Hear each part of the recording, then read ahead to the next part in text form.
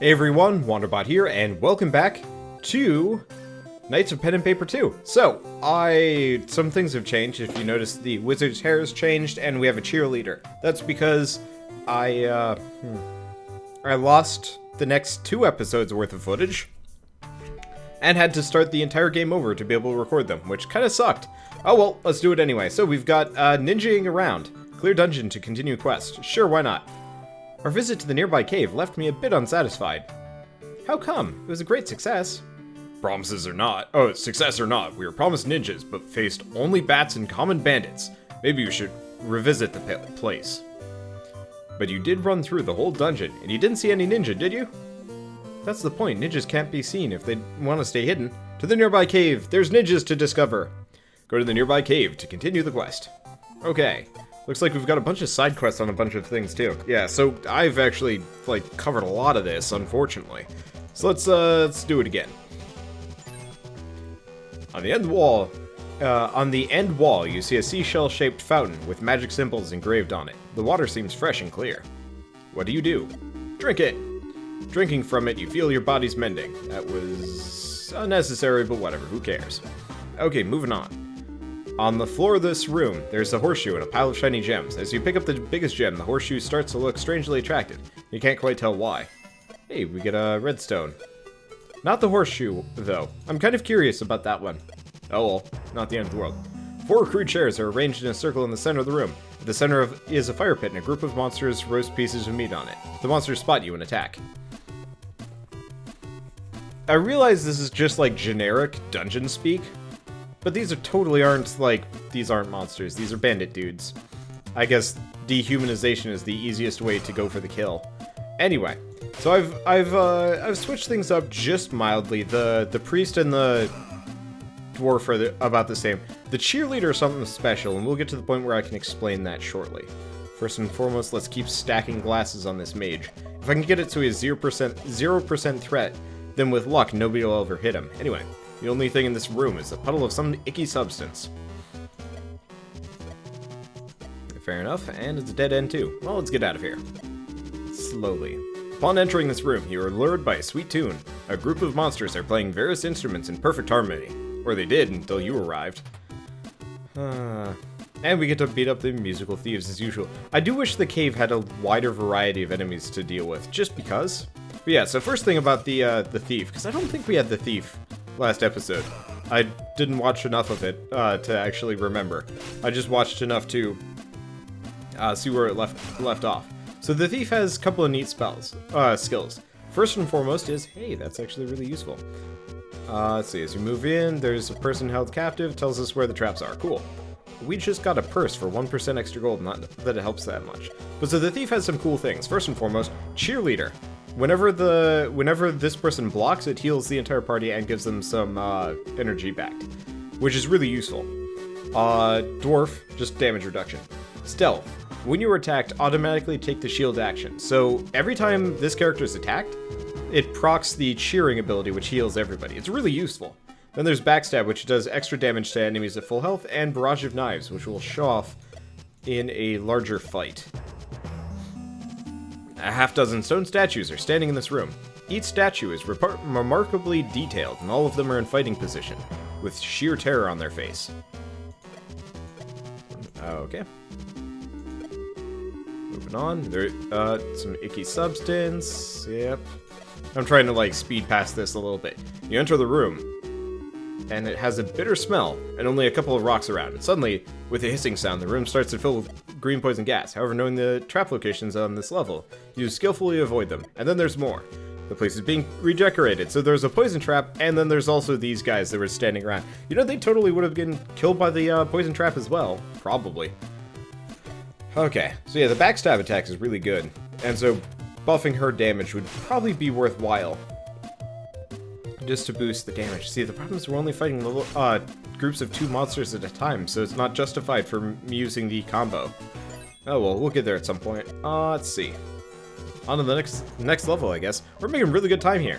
In the corner of this otherwise empty room, you see a crude ladder. You decide to move on to the next floor. At the center of this room is a deep pit covered with thick iron bars. Oh, it's another captive, and they thank us. We get 100 experience. Yay! Okay. A crack in the ceiling allows a small stream of water to fall to the floor. The floor is covered with algae and moss. The relentless buzzing of insects fills the room. Oh, clear dungeon, continue the quest. Let's see. So let's go back and go down this direction. I get the feeling it's a dead-end room. In the corner of this room, you see a deck of cards and a pile of coins atop a barrel. 4 hands have been dealt, but nobody's around. Yay, money. Okay, no, it's not a dead end. In fact, this is probably the right way to go. Anyway, on the floor of this room, you see several dozen rusty darts. At the same time, you hear a click, but nothing happens. A gust of chilly air welcomes you to this empty room. The floor is slippery from frost. Suddenly, a swirling portal appears in the center of the room, and a group of monsters jump out of it. More bandits, more bandits. Why come in via portal? Have some new type of enemy. For crying out loud or something. I don't know.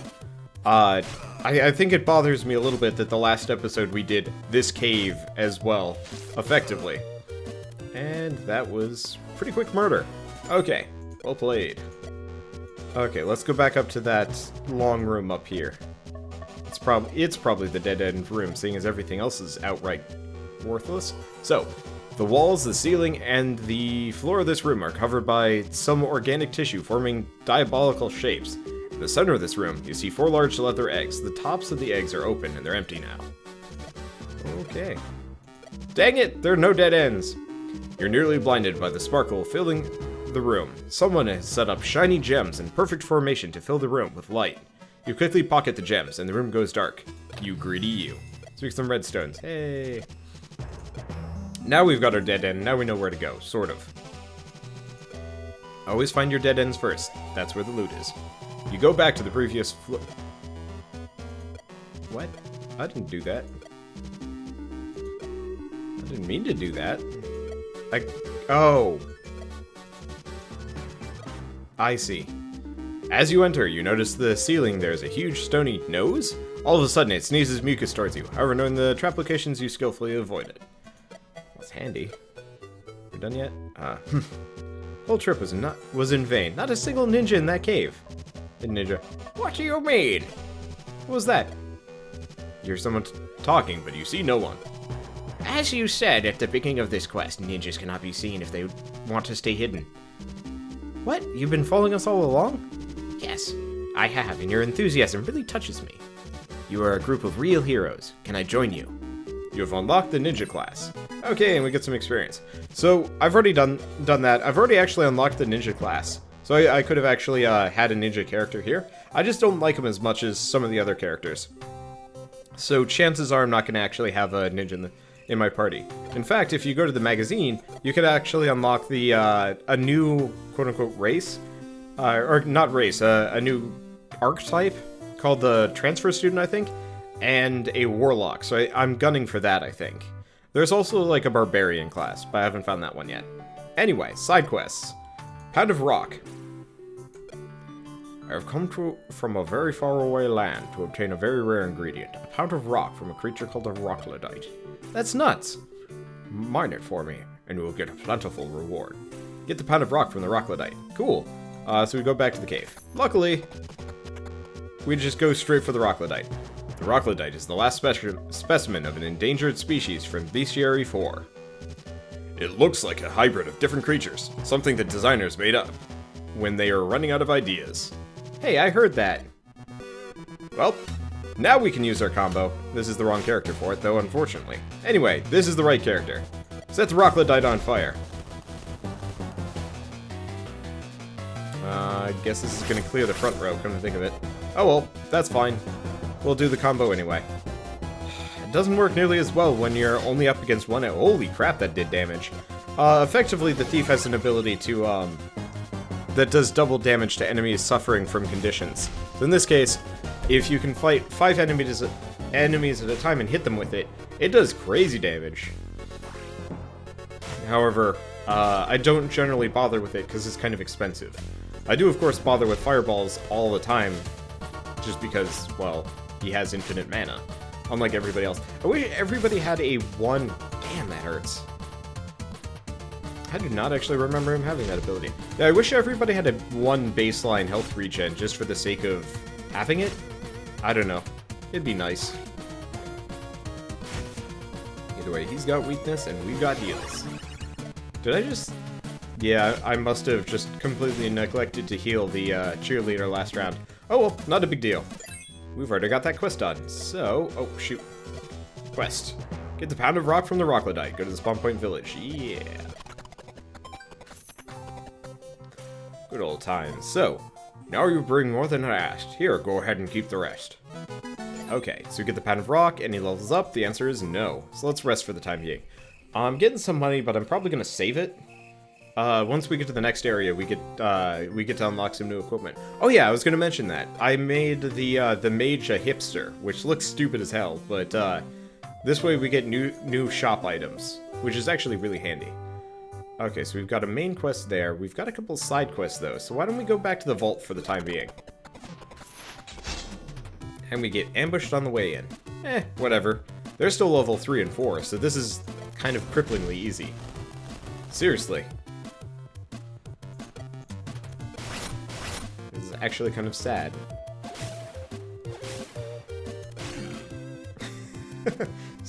Seriously, no effort at all. Still worth some experience, though. Okay, choice. Make a decision, live with it. Occupy Vault Street, level 3. Help us! Wait, help us. There are riots outside the vault. They'll rip us to pieces. Help you? If I recall correctly, not long ago you attacked us. Bygones be bygones. Oh, my rattled bones. They've broken in. A group of angry protesters crashes into the vault. They're shouting slogans like, "We are the 99%." 99% of what?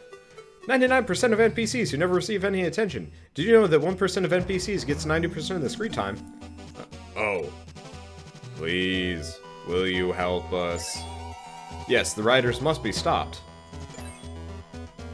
We are unmasked. Your party's being attacked. Alright, I don't think these guys have much HP. 21. Ugh. They're not gonna live through this. That said, we can actually pull off the wombo combo if I'm lucky. I think I can. Burn, baby, burn! Okay, so he's gonna hit. He's still burning, though. Beautiful. So this should do a lot of damage, if I'm not mistaken. Yep, there we go. 16 damage per knife. Normally it does 8, but because of the way the move works, it does just that much more. So it's a very good group clear ability. I really like it, actually. Okay. Also, we gave him a bunch of sensing rings, so he riposts, like, constantly. Because that's kind of my main goal with him. Just constant riposting.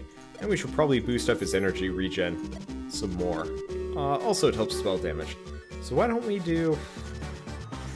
I don't really care too much about crit. That's 2 extra damage, but only against...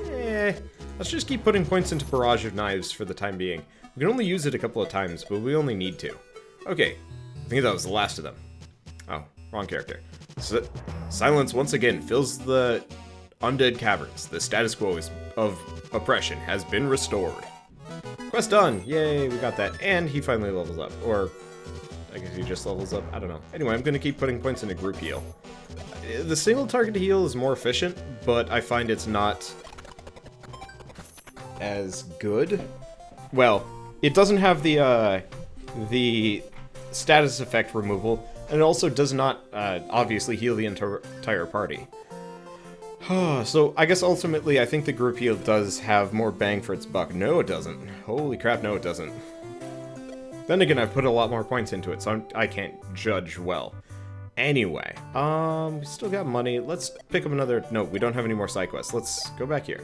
So we got that side quest down. We could search the area, which I think I already did in past footage, but whatever. Oh, hey, grinding farm. Let's go over here. This is kind of a neat addition to the game that I like.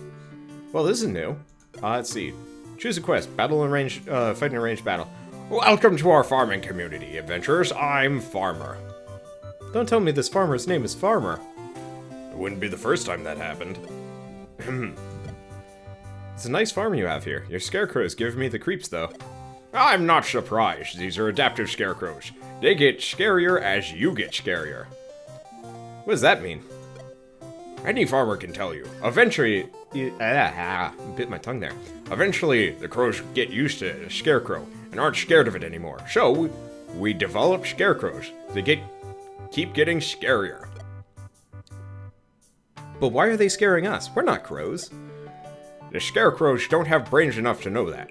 They scare everyone and everything. The secret lies in the mirror neurons. When you level up, they level up. Sounds like a recipe for disaster. Funny you should mention recipes. Being handmade, they also drop crafting ingredients. Perfect for farming. Can we give it a try? Whatever you do, don't look them in the eye. Oops, too late. Your party's being attacked. Alright, by a bunch of scarecrows. So they scale up to your level. So if you want to grind for levels, here's the place to do it.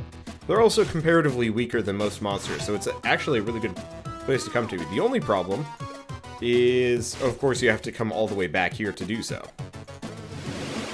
Which does kind of suck. Just a little bit. Anyway, let's set them on fire.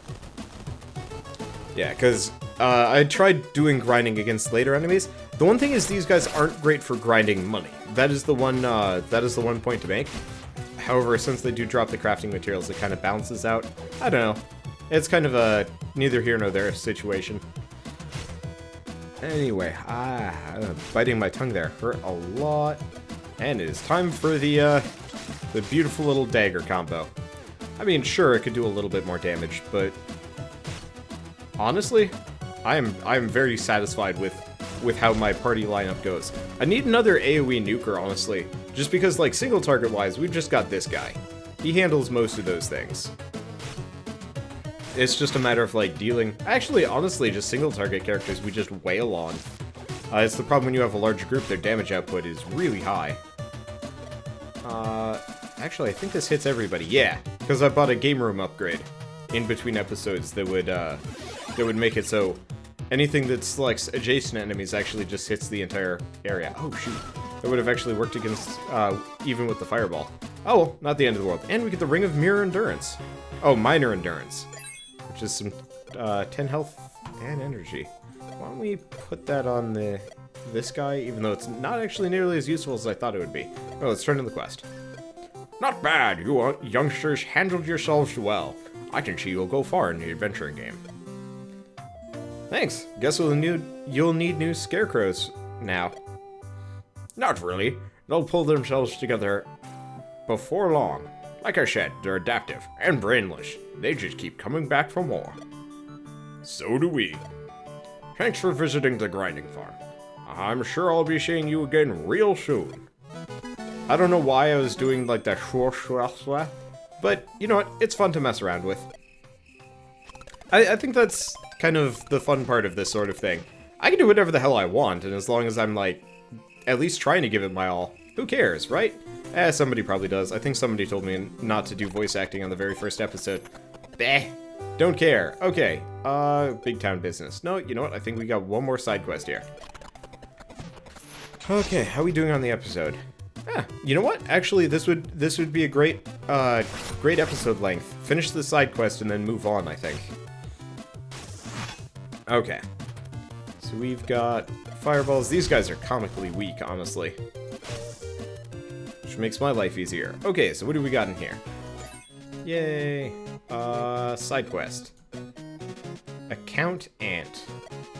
While you're strolling through the countryside, a friendly ant approaches you. Hello, adventurers. Have you had the chance to hear about the advantages for registering for the Adventurers Guild? That's rather suspicious. You're clearly not a player character, yet you're promoting the Adventurers Guild. It's hard to find a proper job in an RPG as an average ant.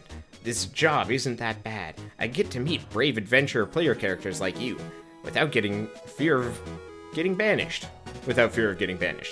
But hey, the Adventurers Guild has a world-exclusive offer, only for you. A brand new, unique magical item delivered straight to your inventory. I don't know, this feels like a ploy to get my email address. Yes, I'll join the Adventurers Guild. Good to have you in our ever-expanding community. Here's that unique magical item. Only for you. Turn in the quest. Yay, we get the Mystic Compass. What does the Mystic Compass do? Increases your chance to find secret encounters. Hey, that's actually really good. You know, he doesn't need all that initiative. In retrospect, the wizard probably needs it the most. Okay, is that it for side quests around here? Side quests are all done. So apart from searching, we have nothing left to do in the beginning area, and we can move on to the next. I'll come back for searching once I've got a full party, just because it makes it a much smoother experience. Speaking of, we can actually afford the next part of that. This isn't what we want. Nope. Let's go back. It's this one, right? Energy Scarab is useful. 25 energy points at the end of every battle. However, I want to... Oh, shoot. It's 500 total to get the new character and class. Oh, well. Not the end of the world. So anyway, I'll see you guys on the next episode of Knights and Pen and Paper 2. And as always, thanks for watching.